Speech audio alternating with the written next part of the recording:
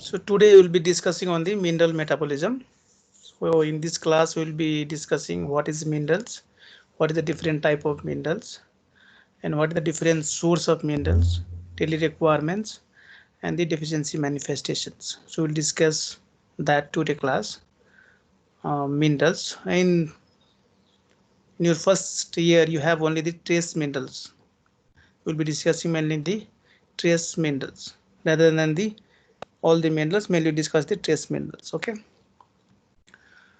So our life is not only the organic, it is a inorganic too. So it is the divided into different these elements in the different groups. Like the bigger one, which cover around 96%, it is a carbon, oxygen, hydrogen, and the nitrogen. And the major elements and the trace elements. Major elements which covers the 3.5% and is the calcium, phosphorus, sodium, potassium, sulfur, chloride, and the trace elements which covers only the few percentage, that is 0.5%, and it is iron, cobalt, okay, copper, selenium, manganese. So these are the trace elements. So we'll be discussing the trace elements in your first year.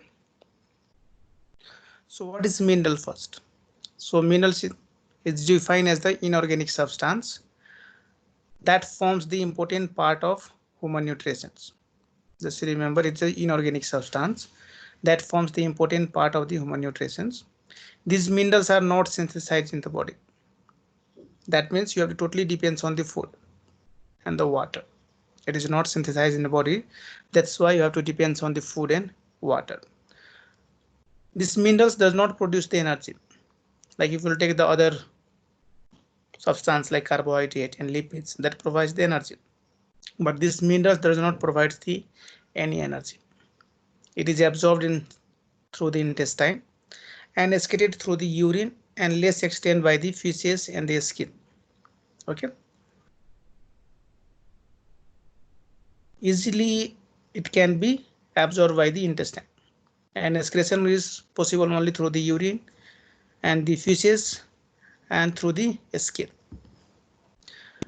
The excretion per day of this minerals is 20 to 30 grams. So 20 to 30 gram of mineral is excreted per day. So this is regarding the minerals. Divided into two groups based on the requirement of that type of minerals. Depending on the how much is required, depending on that it is a two types. Bulk elements, that is known as the macronutrients, and the second one is a trace elements or micronutrients. So depending on the requirements, if you require the more amount of minerals, that is a bulk elements. If you require the less amounts, then it is known as the trace elements. So bulk elements, it is defined as the requirement is larger amount, more than 100 mg per day. If the requirement is more than 100 mg per day, and that mineral is known as micronutrients or the bulk elements. These are the examples: sodium, potassium, chloride, calcium, phosphorus, and the magnesium. This comes under the bulk elements because the requirement is more than 100 mg per day, and this represents the 80% of the inorganic matters. This bulk elements which covers around the 80% of the inorganic matters. Okay. And the trace, the requirement is, as I told, it is a less amount, less than the 100 mg per day. The minerals which requirement is less than 100 mg per day, and that is known as the trace elements. Example: iron, zinc, copper, fluoride, selenium, molybdenum, cobalt, chromium. So these are the example of the trace elements. So we'll be discussing the trace elements in the today class and the coming classes. So in these classes we will be main focusing on the dietary sources of that trace elements, RDA, recommended daily allowance of that elements, how it is absorbed, transported, and how it is distributed in the body, what are the different biological biochemical functions, and the deficiency manifestations. We'll discuss all this topic. of individual minerals. And today mainly we will discuss the iron metabolism. Today class only we will discuss the iron metabolism, how iron is absorbed, what is the source of iron, and how it is transported, and what is the biochemical function of that iron, and what is the deficiency manifestation of iron. So in today class we'll discuss that. So iron, the total iron in our body is 3 to 4 gram of iron. Okay, 3 to 4 gram. And out of this, 75% is present in the hemoglobin and the myoglobins. So hemoglobin and myoglobin covers around 75% of the our body iron. 20% is stored in the form of ferritin or the hemosiderin. 20% is a stored form. It is stored in the bone marrow, liver, and reticuloendothelial systems, or RE system you can say. 20% is stored and 75% is present in the hemoglobin and myoglobins. Only less amount is present in the like cytochrome, which contains very less amount of iron. Absorption, as I told, in the intestine, upper small intestine. And if you take the 100% of the diet which contains the irons, only 10% is absorbed. Out of 100% of the iron, only 10% is absorbed, 90% is excreted out. That means only the less amount is absorbed. Okay, less because 20% is stored in our body. So if you require the iron, the store will come out and it will give the iron to the body. So due to this storage, only the less amount is absorbed. So iron is transported in the form of protein known as transferrin. So this transferrin transported the iron in the blood. So that means iron will bind to the transferrin and it will be transported. Stored in the two form, one is known as the ferritin and another is a hemosiderin. Stored in the two form, ferritin and the hemosiderin. So transferrin is normally about 30% saturated with the iron. 30% of iron is bound to the transferrin and it will be transported. Lost through the skin and GIT, as I told.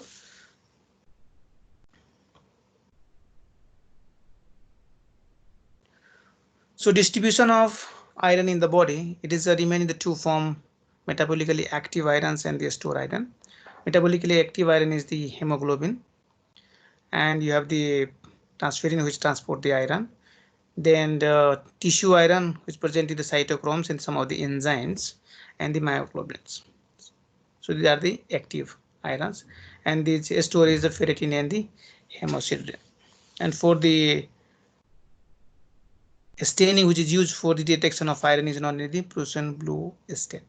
Prussian blue stain, which is the staining methods to find out the iron. Okay. There are two types of iron containing proteins: heme iron containing proteins, heme iron, and the non-heme iron proteins. Two types. It is divided into two groups: heme proteins or heme iron proteins, non-heme iron proteins. So hemoproteins or heme iron proteins, the cytochrome, hemoglobin, myoglobin, and cytochrome P450. So the cytochromes is a part of the respiratory chain, electron transport chain. The part of the electron transport chain. It contains around 100 mg of the iron. Hemoglobin, it contains the more amount of iron, that is a 2.5 gram, more than half of the total body iron. Myoglobin very less, that is a 0.3 gram. And the cytochrome P450, that is a 1 mg, and this is required for the detoxification of the foreign compounds. Detoxification, the cytochrome P450. So these are the example of heme iron. Non-heme iron, these two, ferritin and the transferrin. These two act as a non-heme iron. So how it is distributed in the, you can see in the diagram form. 20 mg per day is intake of iron. Out of that, you can see the 90% is excreted out. Only the 5 to 10% is absorbed, mainly for the red blood cells, which take the more amount. Then storage 20%, myoglobin the 5%, and it is lost. Menstrual flow and through the skin, through the GIT, it will lost. Okay, through the skin and the menstrual flow, that the loss of the iron. So in the diagrammatical form, you can see the distribution of the iron. More amount for the red blood cells because it contains the hemoglobin. Okay, hemoglobin is present inside the RBC, which requires the more amount of, which contains the more amount of iron. So daily requirements of the iron: 10 mg for the adult male and 15 mg per day for the menstruating woman, and the RDA is increased for the pregnant and lactating women. That is around 40 mg per day. Okay, 40 mg per day is requirement of this iron. So for the male it is very less, 10 mg. It's not the much, very less, 10 mg per day. And for the woman, which is an menstruating woman, 18 mg per day. And for the lactation and the pregnant woman, requirements almost more than the double. Okay, 4 times you can say, 4 times than the male. It is a 40 mg per day. So what are the sources of iron? You can get from the green leafy vegetables like 20 mg per 100 gram, pulse 10 mg per 100 gram, cereals 5 mg per 100 gram, liver 5 mg per 100 gram, gajri, and the milk, which will take every day. That is a poor source of iron. Milk is a poor source of iron. Okay, so this gajri, this is the example. You can say this is the diagram of the gajri, which is made from the sugar cane. Okay, from the sugar cane this is made, which contains the more amount of iron. But milk is a poor source. We should not depend totally on the milk for the source of iron. So these are the few examples: green leafy vegetables, pulse, cereals, liver, gajri, and the milk, the sources of iron. So how iron is absorbed? So this is the mucosal cells. Okay, this is the mucosal cells. This is the heme iron. This is the non-heme iron. Okay, as we have discussed earlier, there is two types: heme iron and the non-heme iron. So this heme iron is transported inside the cell by the transporter as known as the heme transporters. So this heme transporter, this is the heme transporter, this yellow one. This is a transport protein known as the heme transporter. This transporter is the heme iron. Okay, and you can see the non-heme iron, it is in the Fe3 in the ferric form. This ferric form is converted into the ferrous form, Fe2 plus, with the help of like ascorbic acids and the diurnal cytochrome B. Diurnal cytochrome B and ascorbic acid also help in the conversion of the ferric form to the ferrous form. And now this ferrous form transported inside the cell with the help of DMT1, divalent metal transporter 1. Divalent metal transporter 1. So that means it requires two transporter. One is the heme transporters and second one is the divalent metal transporter 1, DMT1. So heme transporter for the heme iron and the DMT1 for the non-heme iron. So now it is transported inside the cell. So inside the cell, it forms the ferritin, that is known as the mucosal ferritins, for the storage. Only for the short period of time, it is stored in the form of mucosal transferrin in the mucosal cell, in the duodenal mucosal cells. Okay. Now you can see after that it is transported to the blood. This is the blood. Inside the blood, how it is transported by the another protein that is known as the ferroportin 1. This is a protein which transported the mucosal cell iron, which is present here, which is transported with the help of the ferroportin 1. So now this ferrous form, which is transported in the blood, converted to the again ferric form with the help of another protein that is known as hephaestin. This hephaestin converts this ferrous form to the ferric form, and this ferric form bind to the apoferritin to forms the ferritin. The apoferritin which is present, it will inactive, and which bound to the iron, it forms the ferritin, and this ferritin can transport the iron to the different other organs where it is required, to the livers and to the bone marrow. In the bone marrow there is formation of RBC is synthesized for the erythropoiesis, so to the bone marrow and the liver for the storage. So wherever it is required, it will be transported. So you have to remember the first transporters like the heme transporter and DMT1 transporters. Okay, and this protein known as the ferroportin, ferroportin 1, which help in the transport of mucosal cell iron to the bloodstream. Then it is converted into the ferrous form to the ferric, which bond to the transferrin and transported to the different organs for its functions. Where it is required, it will be transported. So how it is regulated? How this can be regulated when you don't need the iron? So how it is regulated? So it is regulated by the hormones that is known as the hepcidin.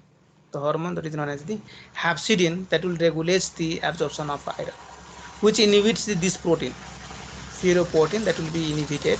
It will complex with the ferroportin, and so it will be non-functional, you can say. It will be degraded. So the iron will be blocked here itself. In the mucosal cell, it will be blocked, or it will be lost by the shedding of the epithelial cells. So it will not reach to the blood. Once this ferroportin is not available, it will not able to transport from the mucosal cell to the blood. So you can see this diagram is a more simpler. In the exam, they will ask you can draw this one. It's a very simple form. So here I want to show this one, ferroportin, which is down regulated by the hepcidin. This is the hormones which bond to this ferroportin and block the transport of this iron to the blood streams. So what is hepcidin? It is a iron regulatory hormones produced by the liver cells. Block the iron export from the cells. That is a function of the hepcidin, block the iron export from the cells. It is coded in the HAMS gene on the chromosome number 19. Decreases the surface expansion of the ferroportin. So hepcidin production is increased by the high iron store and the inflammations. If you have the more amount of iron in our body, there is a more hepcidin. That's why there will be no absorption of the iron. It will block the absorption of iron if you have the more amount. If you have the less amount of iron, less amount of hepcidin, so that iron absorption will be more.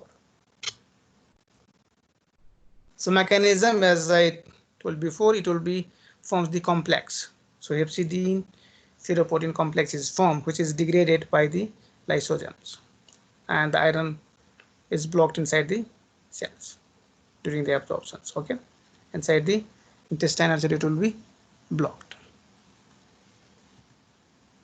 So like this it will happen.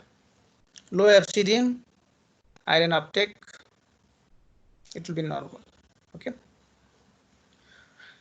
if there is a more high hepcidin, it will block here. It will go and bind here, so not able to absorb. It will block here itself, block inside the mucosal cells. It will not able to reach to the blood. So how iron is transported? As already I have mentioned the name, that is a transferrin. This is a protein which transports the iron. It is a glycoproteins, beta-1 globin. Molecular weight is 76,500 Dalton, synthesized by the liver. The liver synthesizes the transferrin. Plasma level of transferrin is 250 mg per 100 ml, and the half-life is only 7 to 10 days. Half-life is 7 to 10 days. So if you forget other things, you remember it is a glycoprotein and synthesized by the liver.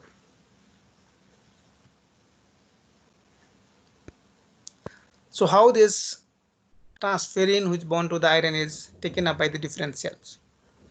How different cells can take the iron which bond to the transferrin? So there is one receptor known as the transferrin receptors.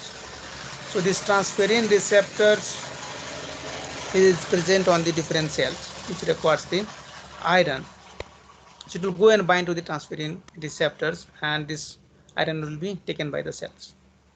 So the cell which need the iron iron expresses the more number of the transferrin receptors on their surface.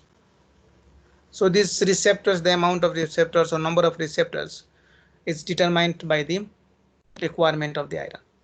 If you say there was the more amount of iron, the receptors expression will be more. The number of receptors will be more on that side. So to bind to the receptors, then only iron will go inside the cell. The storage form, that is a ferritin and the hemosiderin. There is a two form. So this ferritin is the main storage form of the iron. So it is seen in the mucosal cell, mucosal ferritin, then liver, spleen and the bone marrow. Apoferritin, the molecular weight is 440 kilodalton, having the 24 subunits, and can take up 4,000 iron atoms per molecules. 4,000. The amount is too high, you can see 4,000. It can bind with the 4,000 iron atom per molecules.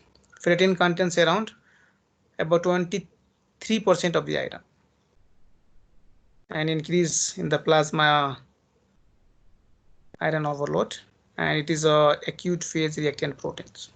So you can say it is stored in the different organs like liver, in the intestinal mucosal cells, and RE system, reticuloendothelial systems, and it can bind to the 4,000 iron atom per molecules, and it is a acute phase reactant proteins. So another form is the hemosiderin, which is also the storage form of iron, and is formed by the partial deproteinization of the ferritin by the lysosome. By the lysosome, there is a deproteinization of the ferritin to forms the hemosiderin. Found as the aggregation in the tissue like liver, spleen, in the bone marrow. More insoluble than the ferritins. The hemosiderin are more insoluble than the ferritin, and iron in the more slowly released from the hemosiderin. The iron which is bound to this hemosiderin is released very slowly than the ferritin. These are some factors which influence the iron absorptions. Some will enhance the iron absorption, some will inhibit the iron absorptions. So example, you can see the promoting the iron absorptions, which increases the iron absorption, like vitamin C, that is known as the ascorbic acids, citric acids, lactic acid, fructose, peptides derived from the meat. All form ligands with the inorganic irons, maintaining the solubility and increases the iron absorptions. So that means it bind to the iron and maintain the solubility, so that the iron absorption will be increased, like vitamin C, citric acids, lactic acids, fructose, and some peptides. So these compounds increases the iron absorptions, promote the iron absorptions. But you can see the right side, the molecules or substance which decrease the iron absorption, inhibits the iron absorption. Example, the phytate, polyphenols, oxalic acids, phosphate, calcium, and the zinc. Phytate in the whole cereals you can get, whole cereals grains. Polyphenol you can get from the tea, coffee, and donuts. Oxalic acids you can get from the tea and chocolates, spinach. Phosphate in the egg yolk. Bind to the inorganic irons, making it unavailable for the absorptions. So these compounds like phytate, polyphenol, oxalic acid, and phosphates, it binds to the iron, and now it is not available for the absorptions. But these two compounds like calcium and zinc, it compete with the iron absorptions. This will bind and inhibit the iron absorptions, and these two molecules like calcium and zinc compete with the iron absorptions. So these are the factors which inhibits the iron absorptions, and these are the substance like in the left side which promotes the iron absorption. So how this iron absorption is regulated? There is a 4 mechanism: mucosal regulations, storage regulation, erythropoietic regulations, and reciprocal relationship between the synthesis of the ferritin and transferrin receptors. So mucosal regulations, that is the main regulation you can see. The main regulation of the iron absorption by the mucosal regulations, that is done by the hepcidin. The hepcidin, as I have discussed before, how it can bind to the ferroportin and it forms the hepcidin ferroportin complex, which is degraded by the lysosome, and the iron will be blocked in the mucosal cells and it will be escalated up. That is a mucosal regulation. That the main regulation of the iron absorption is the mucosal regulations. Storage regulations. If having the more amount of iron is stored in the form of ferritin, more iron is stored. So more number of hepcidin will be present. More iron, more hepcidin. Less iron, less hepcidin. If there is a more iron, more hepcidin, less absorptions. Less iron, less hepcidin, more absorption. So that story also determines the regulation of iron absorptions. Erythropoietic regulations. So depending on the synthesis of the RBC, if there is a more amount of number of RBC synthesized, more amount of iron is required. So there will be more absorption of the iron. So that also determines the iron absorptions. If you have the more number of RBC is going to synthesize, the more amount of iron is required. Reciprocal relationship between the synthesis of ferritin and the transferrin receptors. So if there is a more amount of ferritin is present, that means less transferrin receptor will be there. If the cell requires the more amount of iron, the transferrin receptor will be more. For that you need the more iron absorptions. Okay, so these are just the supporting 2, 3, and 4 number, just supporting of the iron regulation of the iron. But main is the mucosal regulation of the iron absorption. Mucosal is the main regulation. So if you forget this, but you remember the mucosal regulation of the iron. So this is just shown in the healthy individual what will happen. So this round one, this is the iron, and you can see this is the rectangular is the transferrin, and here this one is the ferritin, and this one concentrate about this one. This is the iron transport proteins. Iron transport proteins. In the healthy individual, you can see how much it is required is present. This iron transport protein is present here. Okay, just it will come inside the mucosal cell and it will transport it to the blood. It will cross the blood. Okay, but what will happen in the other case? In iron deficiency, the number is increased. See, the iron transport protein number is increased. The more amount of iron transport protein, more number is increased. So more amount can be transported. It is to the mucosal cells, then to the blood. Okay. Even you can see here the ferritin which is formed. Less ferritin is produced. The ferritin which is mucosal ferritin which is formed is very less when there is iron deficiency. So ferritin form which is also the less. The number of iron transport protein is also increased. See, the number is increased so that the more amount of iron can be absorbed. In the iron toxicity, the iron transport protein, see, very less, and the ferritin which is formed in the mucosal cell is also very high. Too many mucosal ferritin is formed. That means very less amount is going to reach to the blood. Very less amount is going to reach to the blood, decrease the absorption of iron.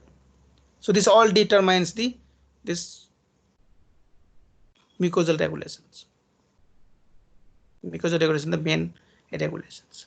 So based on this, if it is healthy, the number of iron transport protein will be normal. If you deficiency, the more number of iron transport proteins. In the toxicity, very less number of the iron transport proteins. So what is the function of iron? Why it is required in our body? What is the function of that? So iron of hemoglobin and myoglobin involved in the transport of oxygen. So it is required for the transport of oxygen. Generally what we will say,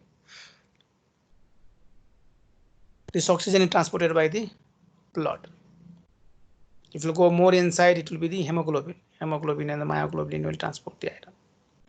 If you go more inside, the iron of hemoglobin and myoglobin that will bind to the oxygens and it will transport the oxygens.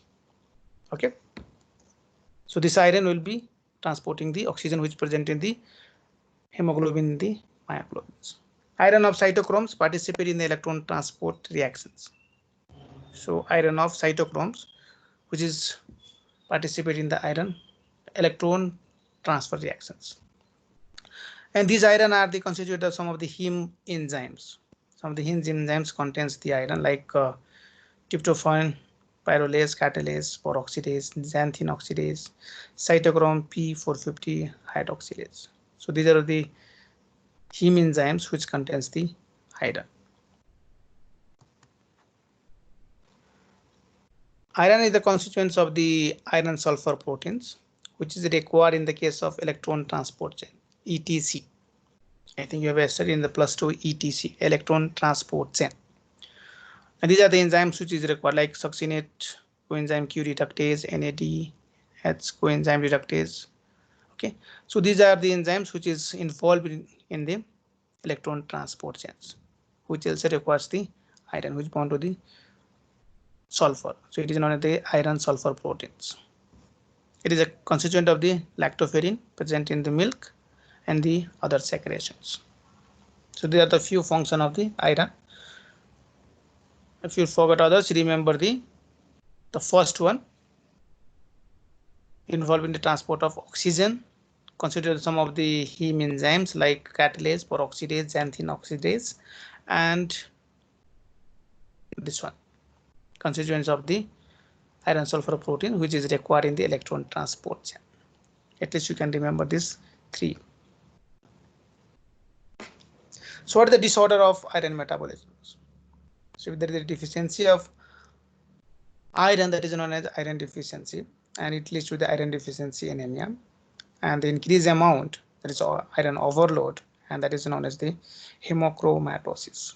Hemochromatosis, that is iron overload, and if there is a deficiency, it is known as the iron deficiency. It leads to the iron deficiency anemia. So in the iron overload, it is less common than the iron deficiency status. It's very less. Mainly developing country having the iron deficiency than the iron overload.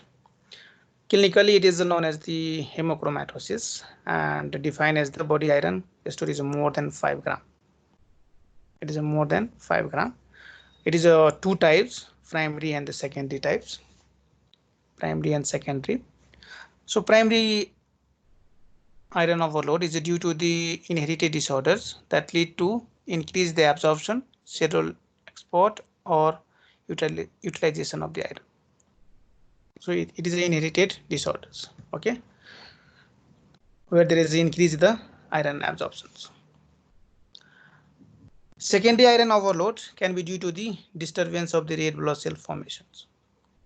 Disturbance in the red blood cell formations. That is a secondary iron overload. So it is very less common than the iron deficiency. So we'll more main focus on the iron deficiency.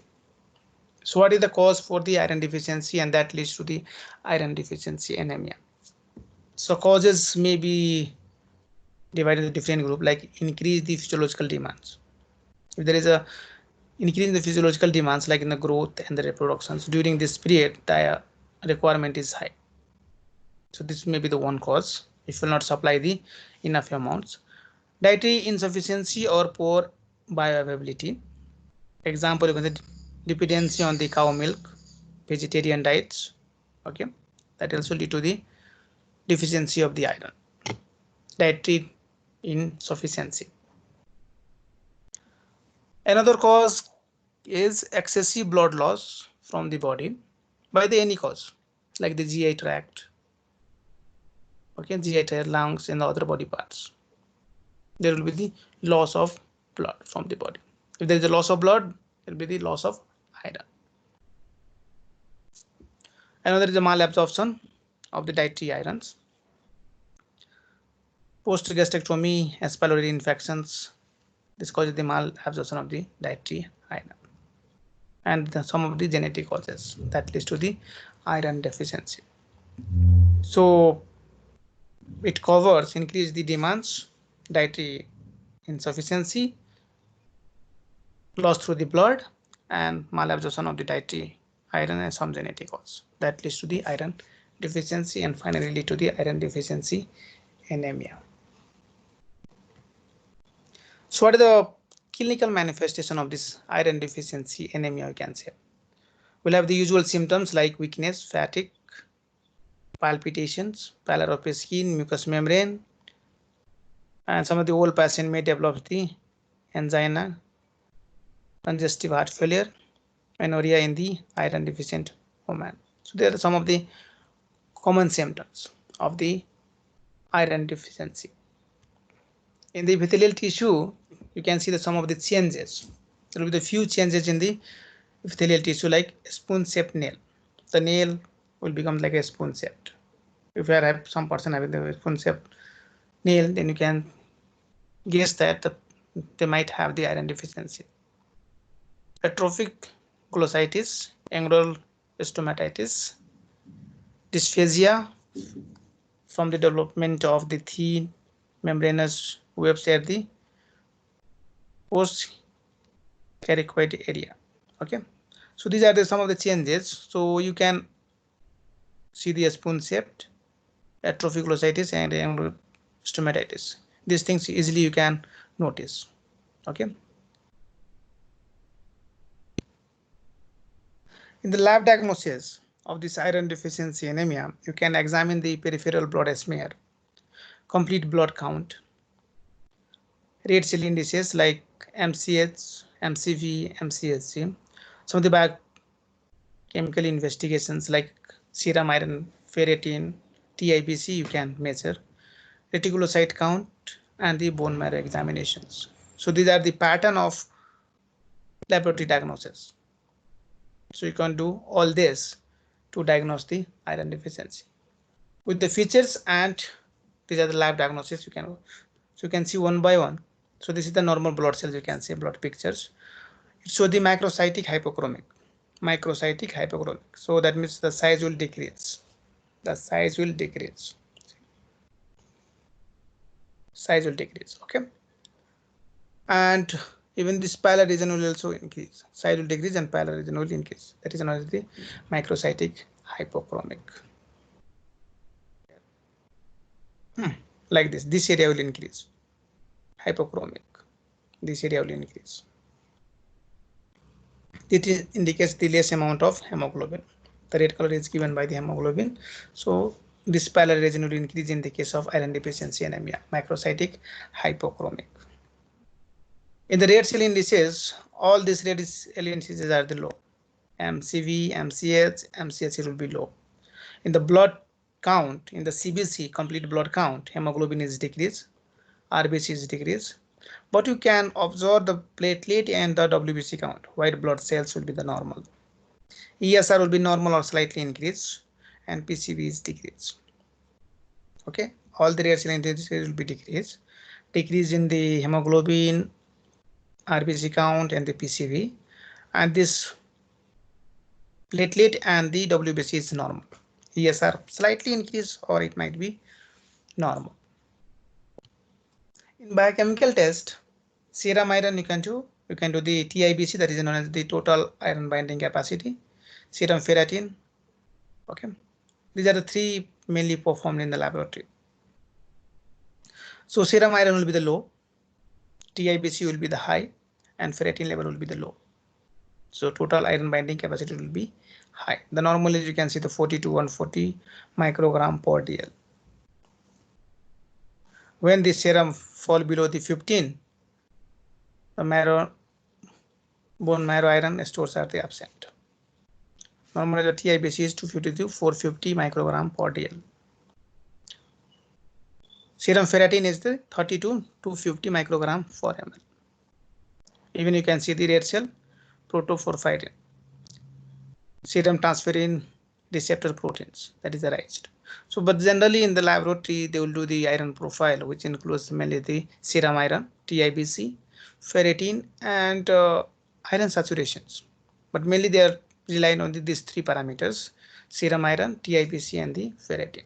So ferritin and the serum iron will be decreased in the case of iron deficiency anemia, but this total iron binding capacity will increase because there is less amount of iron. So this binding capacity will be very high. You can see that it will be shows the higher TIBC will be high. So this is the biochemical parameters which is done for the iron deficiency anemia. Reticulocyte counts, it is a normal except the episode of the hemorrhage. If there is a hemorrhage, then it shows the decrease, otherwise the reticulocyte count will be the normal. Not decrease, it will be the increase. Okay, reticulocyte count, it will be normal in the case of the iron deficiency anemia. Bone marrow is the hypercellular and contain the many small poorly globinized normoblast. No stable iron is present. So as I told, the stain which you can use is the Prussian blue stains. No stainable iron is present in the bone marrow. The staining which is done is known as the Prussian blue stain. Another test you can do which causes the iron deficiency like stolari for the parasites. Like you can look for the ova of different parasites. Like hookworm is one cause you can say, which causes the loss of blood. You can do the occult blood in these stools. Urinary for detection of the hematuria. So mainly you are looking for the ovum, okay, and some parasites which causes the loss of blood, and in urine if there is any hematuria. So there are a few parameters that you can do. The first one, as I told, you can go for the peripheral blood examinations, then complete blood count, then you can do the biochemical test, then reticulocyte count, bone marrow, and other parameters like stolari, stool local blood, and urinary for the detection of the hematuria. This is all regarding the iron. Do you have any doubt? If you have doubt or anything you have not understood, we'll explain it again.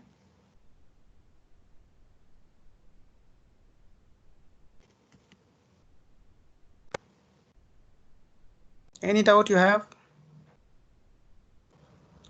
So this iron deficiency, I think you'll be studying in the in the pathology. I think you'll be studying in the hematology, and so just it will be the review for you.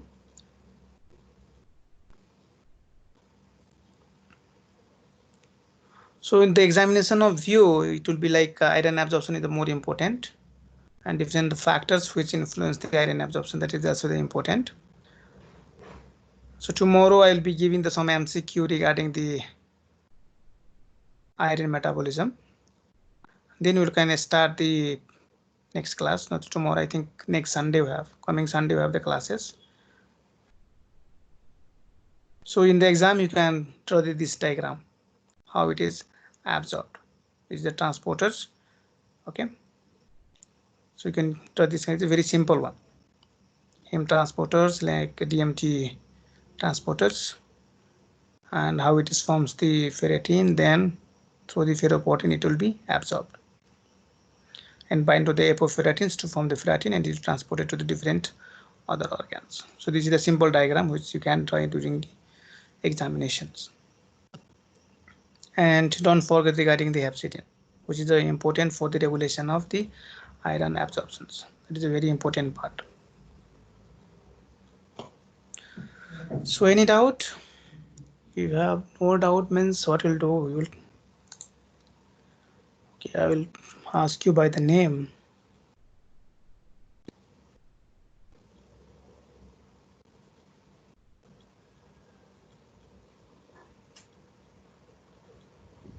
Anybody is there? Ranjan? Yes, sir. So any doubt? No, sir. Okay, then I think